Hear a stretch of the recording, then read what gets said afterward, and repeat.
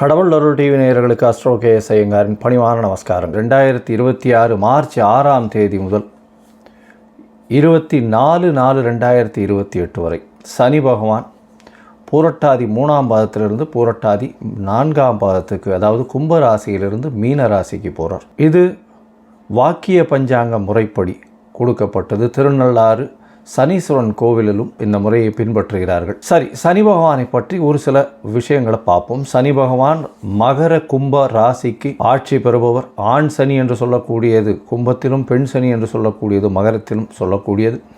10-11ஆம் வீடுகள் காலபுருஷ தத்துவத்தின் 10-11ஆம் வீடுகளை இருக்கக்கூடிய விஷயங்கள், அதாவது தொழில், கர்மா, இது விஷயங்களை சொல்லக்கூடியது, லாபங்களை சொல்லக்கூடியது, மூத்த சகோதரரை பற்றி சொல்லக்கூடியது, உங்களுடைய பூர்வ புண்ணியங்கள், எந்த வகையான விஷயங்கள், இது எல்லாத்தையும் சொல்லக்கூடியது.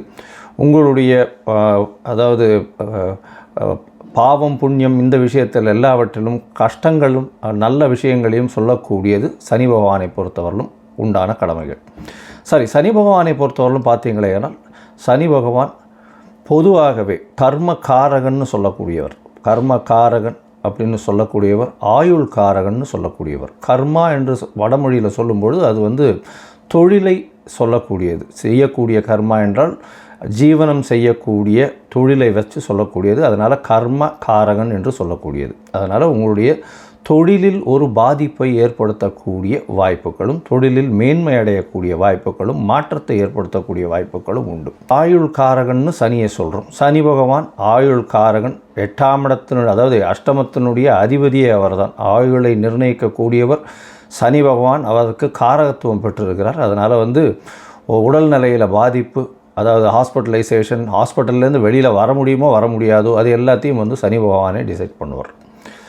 சரி, இப்போ சனி பகவானை பற்றி பார்க்கும்பொழுது சனி பகவான் ஒரு ராசிக்கும் பார்த்தாலேனால் 2.5 வருஷம் இருப்பார். ஏன்னா மெதுவாக செல்லக்கூடிய கிரகம். கிட்டத்தட்ட பார்த்தாலேனால் 22.5 வருஷத்துலேருந்து அவர் 7.5 வருஷம், அதாவது உங்களுடைய ராசிக்கு முன்னும் பின்னும் இருக்கக்கூடிய ராசிகளில் இருக்கும்போது 7.5 வருஷம் 7.5 சனின்னு சொல்லக்கூடியது.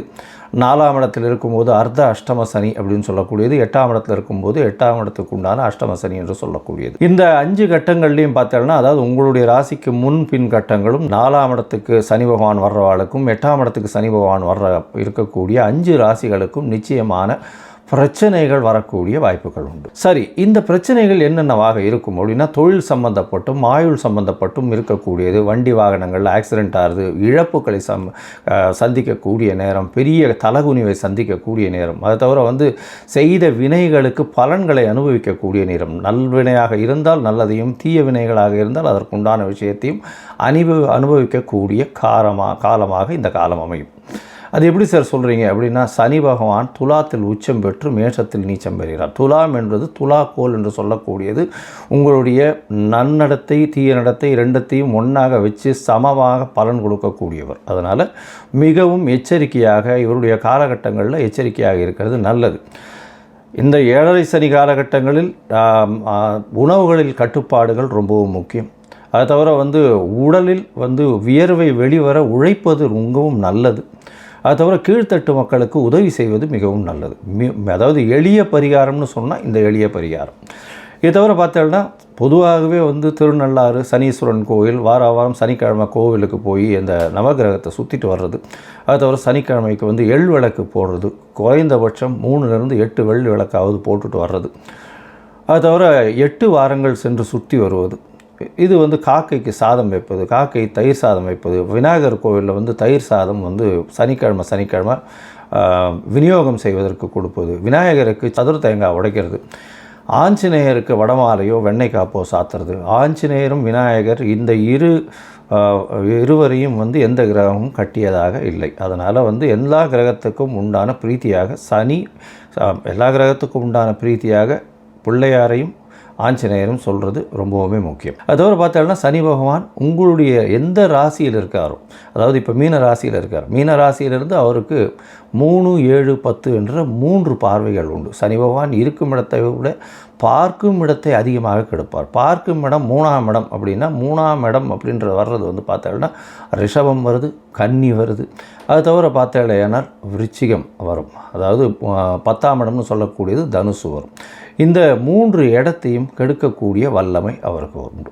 அதனால் இந்த 3 இடமும் யார் யாருக்கு என்னென்ன பாவங்களாக வருதோ அது வந்து கெடக்கூடிய வாய்ப்புகள் மிகவும் அதிகம். இப்போது ஒரு ராசியாக மேஷம் முதல் மீனம் வரை இந்த சனி பகவானின் மாற்றம் கும்பத்திலிருந்து மீனத்திற்கு வாக்கிய பஞ்சாங்கப்படி என்னென்ன மாறுதல்களை கொடுக்கும் அப்படின்னு பார்க்கலாம். கணவன் மனைவி பிரச்சனை தீர, பிரிந்தவர்கள் ஒன்று சேர, தகாத உறவில் இருந்து விடுபட, செய்வினை செயலை திசை திருப்பி விட, வழக்கில் வெற்றியடைய, வியாபாரத்தில் முன்னேற்றம் பெற, எதிரிகளை உதிரிகளாக்க, பணம் பொன் பொருள் சேர 11 நாட்களில் உங்களது அனைத்து பிரச்சனைகளையும் கேரள முறையில் பிரசன்னமாக பார்த்து சரி செய்யப்படும். 20 ஆண்டுகளுக்கும் மேலான அனுபவம், அனைத்து நாடுகள் புகழ்பெற்ற கூகுள் ஜெயா டிவி புகழ் மேல்மருவத்தூர் ஞானகுரு அவர்கள் உங்களது அனைத்து பிரச்சனைகளுக்கும் தீர்வு அளிப்பார். இன்றைய தொடர்பு கொள்ளுங்கள் 9500219209. துலாம், சித்திரை, சுவாதி, விசாகம் இந்த 3 நட்சத்திரம் 9 பாதங்களை கொண்ட ராசி. ராசியின் அதிபதினு சொல்லக்கூடியவர் சுக்கிரன். பொதுவாகவே இந்த ரிஷப துலா லக்னங்களுக்கு சனி மிகவும் யோகக்காரர். ஏன்னா 4, 5 ஒரு திரிகோண கேந்திரத்துக்கு அதிபதியாக இருக்கவர். எந்த இடத்தில் இருந்தாலும் அவர் ஒரு நல்லதையே கொடுப்பார். அந்த இடத்தை பொறுத்து அவர் நல்லதை கொடுக்கக்கூடிய காலகட்டமாகவே அமையும். இப்போ பார்த்தீங்கன்னா உங்களுக்கு மிகப்பெரிய ஏற்றம் கிடைக்கக்கூடிய காலகட்டமாக போகிறது. 6/3/2026 ஒரு பெரிய ஜாக்பாட் 6ஆம் இடத்துலையே போய் சனி பகவான் போகிறார்.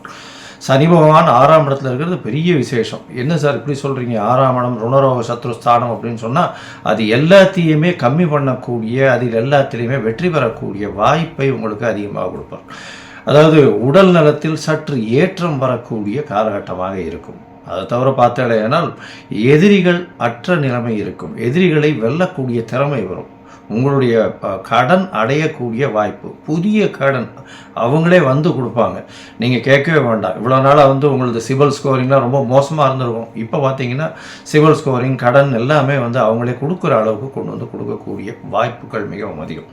இந்த துளாராசிக்காரர்களுக்கு பார்த்தோன்னா இவ்வளவு நாளாக 5ஆம் இடத்துல இருந்ததுனால அவங்களுடைய மரியாதை, அவங்களுடைய அந்தஸ்து, கௌரவம் இதெல்லாம் வந்து ஒரு மிகப்பெரிய கஷ்டப்பட்டிருந்தாலும் அவங்களுக்கு வந்து இந்த மரியாதை சந்தர்ப்பம் இந்த இதுவெல்லாம் வந்து கம்மியாக போயிருக்கக்கூடிய வாய்ப்புகள் நிச்சயமாக உண்டு. அதாவது அவங்களுடைய என்ன சொல்கிறது, அதாவது அவங்களுடைய அந்தஸ்து, கௌரவம் இதெல்லாம் சற்று கம்மியாகக்கூடிய வாய்ப்புகள் இருக்குது. குழந்தைகளோட பிரச்சனையாக இருந்தது இவ்வளவு நாளாக. இப்போ பார்த்தீங்கன்னா 6ஆம் இடத்துக்கு போனதுக்கப்புறம் சனி வந்து மிகப்பெரிய ஏற்றத்தை கொடுக்க போகிறார். உங்களுடைய மிகப்பெரிய மாற்றங்கள் வரும். வேலையில் பார்த்தீங்கன்னா புதிய ஏற்றம் மாற்றம் வரக்கூடிய வாய்ப்புகள் நிச்சயமாக இருக்குது. இந்த காலகட்டத்தில் பார்த்தீங்கன்னா சனி 6ஆம் இடத்துல இருக்கார். 6ஆம் இடத்துல இருக்கும் பொழுது அவர் உங்களுடைய ராசிக்கு 8ஆம் இடத்தை பார்க்குறார். அதனால் வெளிநாடு, வெளியூர், வெளிமாநிலம் செல்லக்கூடிய வாய்ப்பு நிச்சயமாக வரும். அது தவிர பார்த்தீங்கன்னா உங்களுடைய ராசிக்கு 12ஆம் இடத்தையும் பார்க்குறாரு. அதனால் 8, 12 ரெண்டையும் பார்க்கறதுனால வேலை நிமித்தமாக வெளிநாடு போயிட்டு வரக்கூடிய, ஷார்ட் ட்ரிப் போயிட்டு வரக்கூடிய ஆப்பர்ச்சுனிட்டியை ஏற்படுத்தி கொடுக்கக்கூடிய காலகட்டமாக இருக்குது.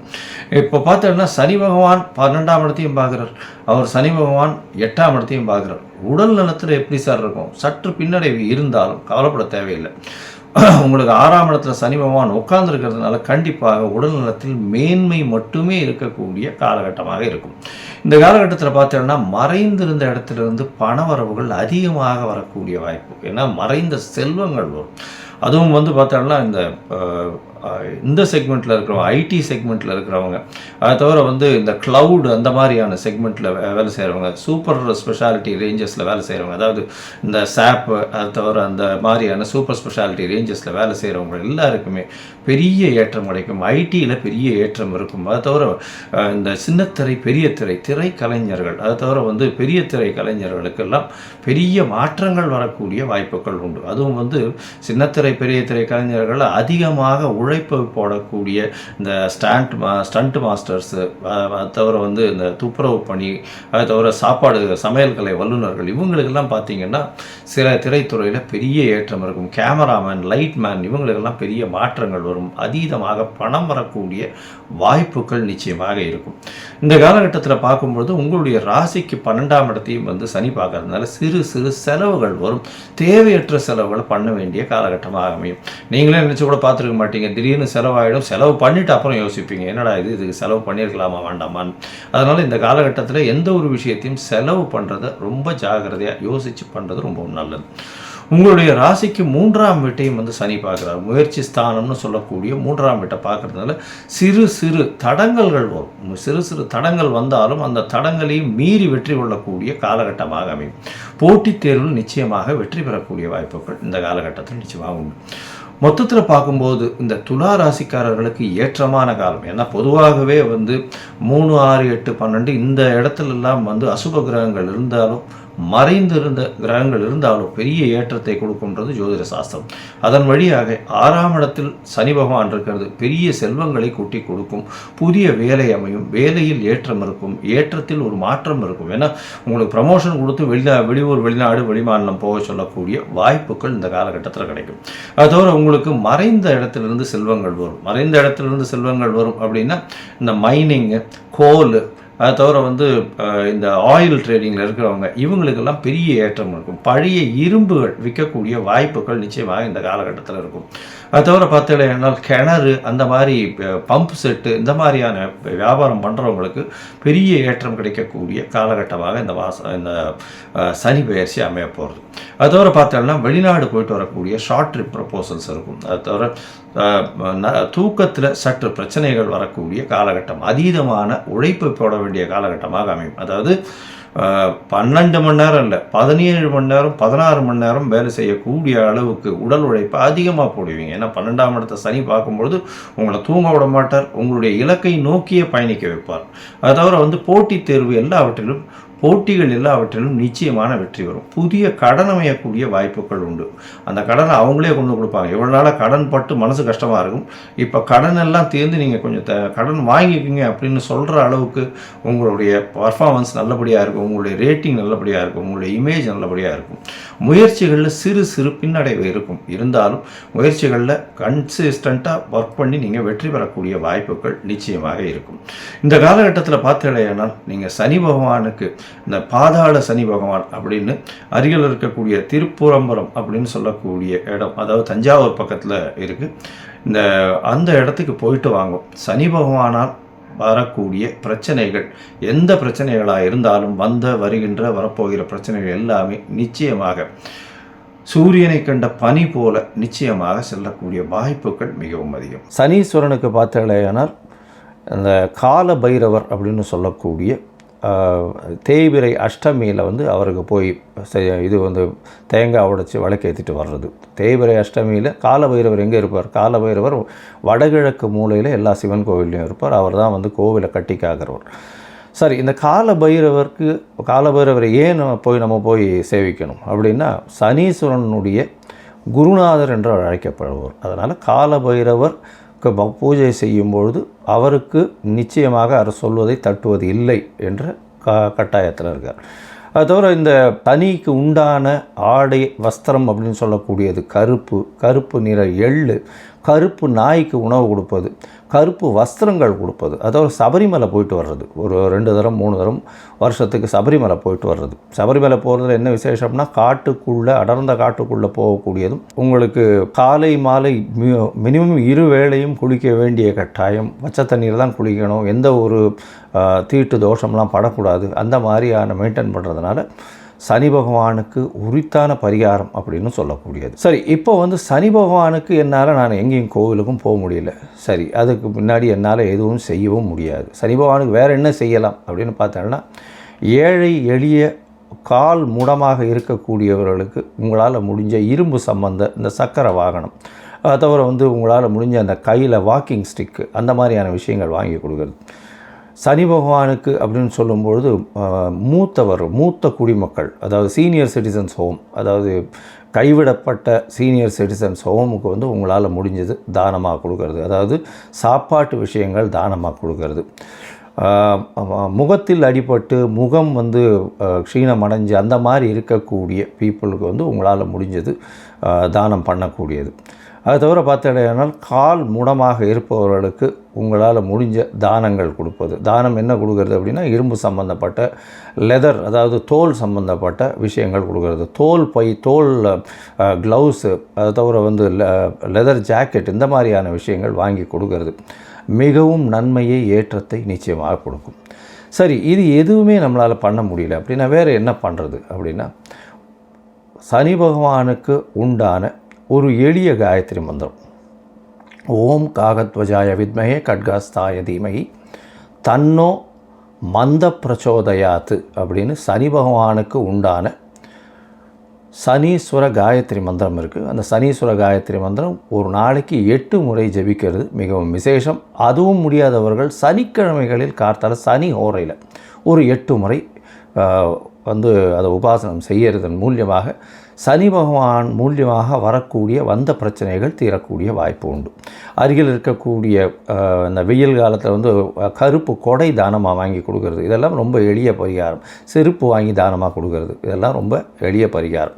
கடவுள் அருள் டிவியை பார்த்தமைக்க நன்றிகள். மேலும் இது போன்ற தகவல்களை தெரிந்து கொள்ள கடவுள் அருள் டிவியை சப்ஸ்கிரைப் செய்யுங்கள். மறக்காமல் பெல் ஐக்கானை கிளிக் செய்யுங்கள்.